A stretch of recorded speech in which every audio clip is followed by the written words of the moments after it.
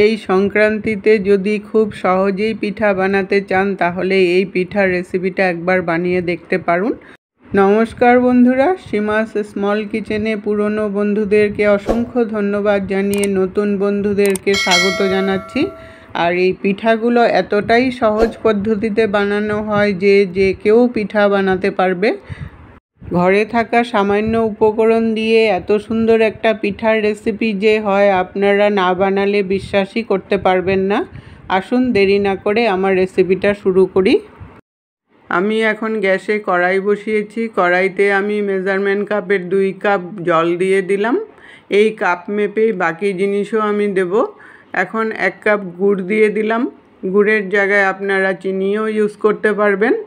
এখন গুড়টাকে আমি একটু সময় নিয়ে 5 মিনিটের মতো গুলিয়ে নেব, যতক্ষণ না গুড়টা গলে যায়।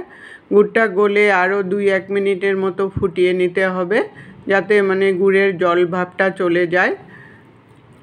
গুড়টা আমার পুরোপুরি গলে গেছে আর ফুটেও গেছে। এখন স্বাদ অনুসারে একটু নুন দিয়ে দিলাম। নুনটা দিয়ে ভালো করে মিশিয়ে নিলাম। তারপর 1 কাপ আমি নারকেল কোড়া দিয়ে দিলাম। নারকেল কোড়াটা দিয়েও একটু ভালো করে ফুটিয়ে নিতে হবে।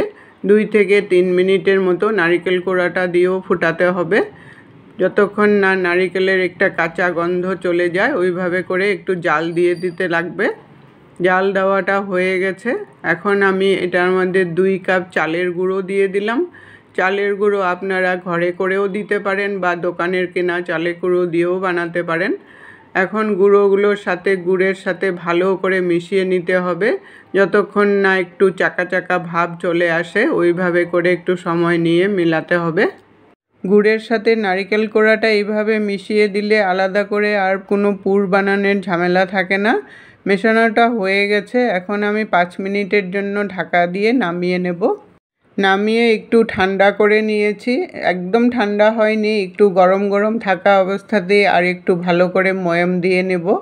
এইভাবে করে ময়াম দিয়ে নিলে পিঠাটা খুব স্মুথ হবে আর খেতেও তখন ভালো লাগবে। আমি 3 থেকে 4 মিনিটের মতো এইভাবে করে মেখে রেডি করে নিলাম। মাখাটা একদম শক্তও হবে না, আবার একদম নরমও হবে না, আটার ডোয়ের মতো হবে। ওরকম করে আমি রেডি করে নিলাম। এখন আমি একটা গ্রেটার নিয়েছি, এটার মধ্যে একটু ঘি মাখিয়ে নিলাম। ঘিটা মাখিয়ে নিলে উঠাতে সুবিধা হবে। তারপর অল্প অল্প করে এটা মাখাটা নিয়ে এটার উপরে চেপে চেপে দিয়ে শেপটা করে নিতে লাগবে। আপনারা অবশ্য যে কোনো শেপে বানাতে পারেন। আমার মনে হলো এটার মধ্যে দিয়ে বানালে দেখতেও ভাল লাগবে আর ইজিও হবে খুব বানাতে। আর এইভাবে করে বানাতে সবাই পারবে। দিয়ে তারপর হাত দিয়ে এইভাবে টান মারলেই উঠে যায় কি সুন্দর করে। এইভাবে করে আমি আরেকটা করে দেখাচ্ছি।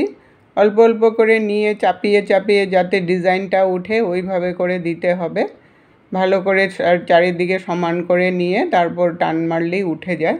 এইভাবে করে সব পিঠাগুলো আমি বানিয়ে নেব। আমার সব পিঠাগুলো রেডি হয়ে গেছে। এখন আমি একটা বাটির মধ্যে জল বসিয়েছি। একটা জাজরি নিয়েছি, অল্প তেল মেখে নিলাম জাজরিটার মধ্যে, যাতে উঠাতে সুবিধা হবে।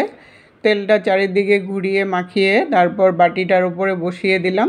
এখন একটা একটা করে পিঠা একটু ফাঁক ফাঁক করে দিয়ে দেব। দিয়ে তারপর আমি এটা ঢেকে 10 মিনিটের মতো বয়েল করে নিলেই রেডি হয়ে যাবে। রেসিপিটা যদি আপনারা ইউটিউব চ্যানেল থেকে দেখেন তাহলে চ্যানেলটাকে সাবস্ক্রাইব করে পাশে থাকা বেল আইকনটাকে ক্লিক করে অল অপশনে ক্লিক করে রাখবেন সবার আগে নোটিফিকেশন পাওয়ার জন্য।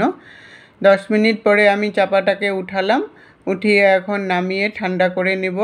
এইভাবে করে বাকি পিঠাগুলোও আমি বানিয়ে রেডি করে নেব। আমার সব পিঠাগুলো বানানো হয়ে গেছে, নামিয়ে ঠান্ডা করে নিয়েছি। দেখুন কি সুন্দর লাগছে। আর এটা চায়ের সাথে কিন্তু খুবই ভালো লাগে খেতে। আপনারা একবার হলেও বাড়িতে বানিয়ে ট্রাই করে দেখবেন। রেসিপিটা যদি ভালো লেগে থাকে লাইক দিয়ে শেয়ার করে দিবেন বন্ধুদের সাথে। আজকের টিপস, ভাপা পিঠা ফ্রিজে রাখলে শক্ত হয়ে যায়, আবার ফ্রিজ থেকে বার করে স্টিম করে নিলে আগের মতো নরম হয়ে যাবে। এতক্ষণ সঙ্গে থাকার জন্য আপনাদেরকে অসংখ্য অসংখ্য ধন্যবাদ। আবার দেখা হবে নতুন রেসিপির সাথে। সুস্থ থাকুন, ভালো থাকুন।